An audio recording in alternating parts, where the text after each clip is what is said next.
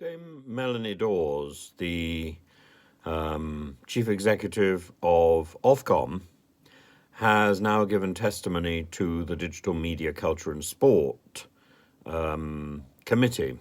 It's very odd that it's still the Digital Media, Culture and Sport Committee when the actual ministry has been reduced to the Culture, Media and Sport. Digital is now separate. But there we are.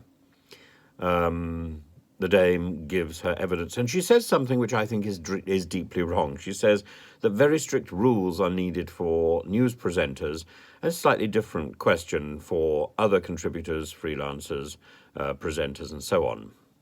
I think she's completely wrong. I think rules are there to be got round. Rules are something that you can make this week, and next week you're going to meet an entirely new situation, and therefore the rules are not going to cover that. I think instead there needs to be what there was in the, I was going to say in the early days of the BBC, actually what there was in the BBC until probably the mid-90s, a sense of responsibility and professional accountability. That seems to have gone. It seems to be been replaced by rules and by guidance organisations like OFCOM, which have very little ability to do anything. They respond to public complaints. They field people to talk to committees.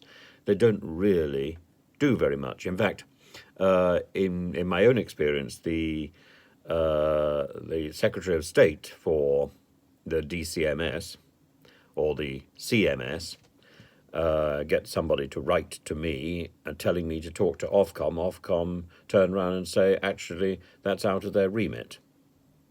So it's just another tennis ball hitting exercise. It has no purpose except to deflect. And that's what we see rather splendidly at the moment. Everyone is wheeled out to deflect. Well, the BBC is our shop window. And our shop window is what? A pile of balls. Balls going this way, balls going that way. Nothing with any purpose. It's just window dressing, like looking at a tennis match. It's nonsensical. And that is our national showcase. That is the pride of our media. That is the BBC. If I were running the BBC at this moment, I would be ashamed. If I were running OFCOM, I would resign.